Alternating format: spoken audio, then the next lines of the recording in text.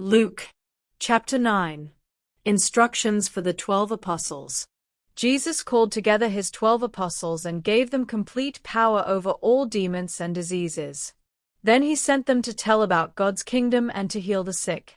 He told them, "Don't take anything with you. Don't take a walking stick or a traveling bag or food or money or even a change of clothes. When you are welcomed into a home, stay there until you leave that town. If people won't welcome you, leave the town and shake the dust from your feet as a warning to them."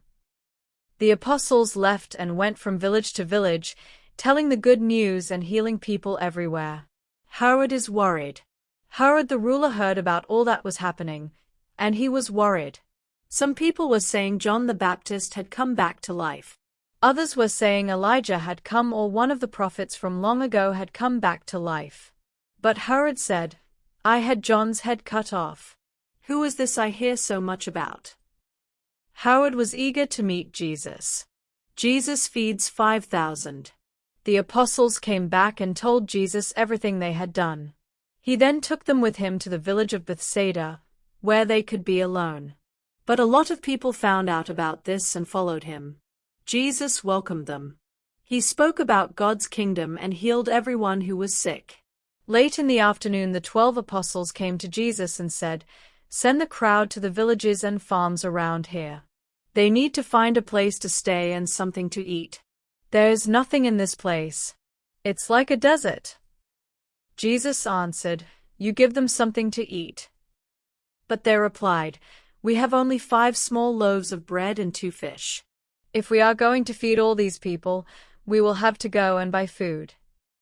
There were about 5,000 men in the crowd.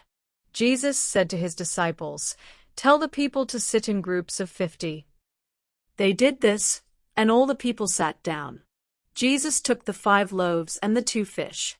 He looked up toward heaven and blessed the food. Then he broke the bread and fish and handed them to his disciples to give to the people. Everyone ate all they wanted. What was left over filled 12 baskets. Who is Jesus?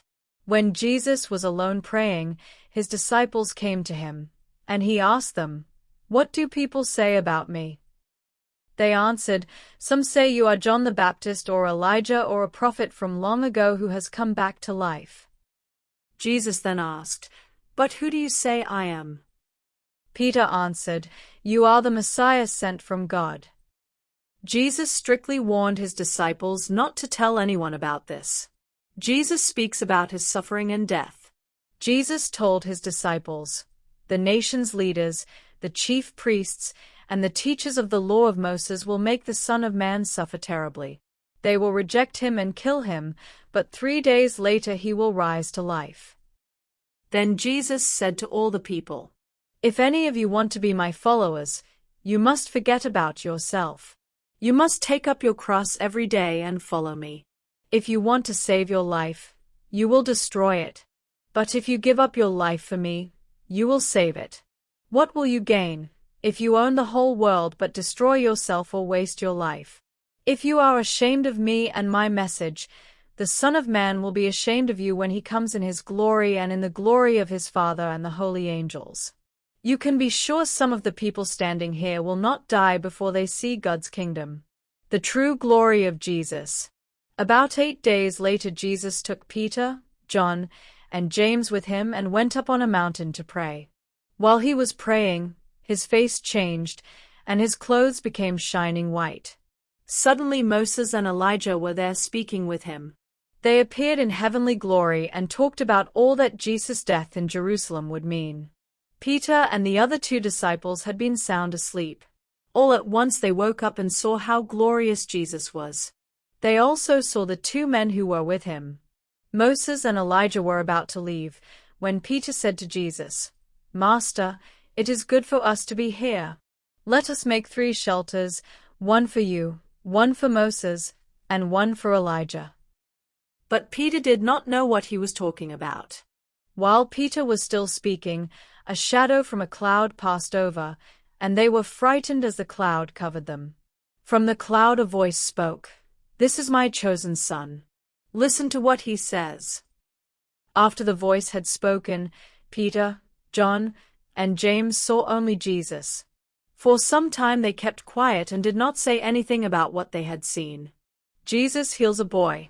The next day Jesus and his 3 disciples came down from the mountain and were met by a large crowd. Just then someone in the crowd shouted, "Teacher, please do something for my son. He is my only child. A demon often attacks him and makes him scream.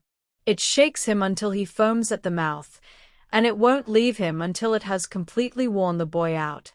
I begged your disciples to force out the demon, but they couldn't do it." Jesus said to them, "You people are stubborn and don't have any faith. How much longer must I be with you? Why do I have to put up with you?"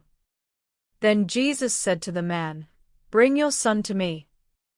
While the boy was being brought, the demon attacked him and made him shake all over. Jesus ordered the demon to stop. Then he healed the boy and gave him back to his father. Everyone was amazed at God's great power. Jesus again speaks about his death. While everyone was still amazed at what Jesus was doing, he said to his disciples, "Pay close attention to what I am telling you.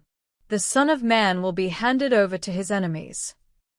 But the disciples did not know what he meant. The meaning was hidden from them. They could not understand it, and they were afraid to ask, "Who is the greatest?" Jesus' disciples were arguing about which one of them was the greatest. Jesus knew what they were thinking, and he had a child stand there beside him. Then he said to his disciples, "When you welcome even a child because of me, you welcome me. And when you welcome me, you welcome the one who sent me. Whichever one of you is the most humble is the greatest." For or against Jesus. John said, "Master, we saw a man using your name to force demons out of people. But we told him to stop, because he isn't one of us."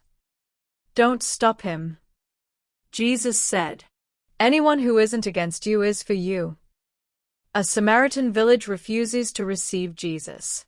Not long before it was time for Jesus to be taken up to heaven, he made up his mind to go to Jerusalem. He sent some messengers on ahead to a Samaritan village to get things ready for him. But he was on his way to Jerusalem, so the people there refused to welcome him. When the disciples James and John saw what was happening, they asked, "Lord, do you want us to call down fire from heaven to destroy these people?" But Jesus turned and corrected them for what they had said. Then they all went on to another village. 3 people who wanted to be followers. Along the way someone said to Jesus, "I'll follow you anywhere." Jesus said, "Foxes have dens, and birds have nests, but the Son of Man doesn't have a place to call his own."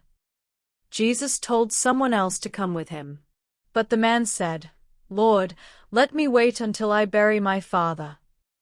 Jesus answered, "Let the dead take care of the dead, while you go and tell about God's kingdom." Then someone said to Jesus, "I want to follow you, Lord, but first let me go back and take care of things at home." Jesus answered, "Anyone who starts plowing and keeps looking back isn't worth a thing to God's kingdom."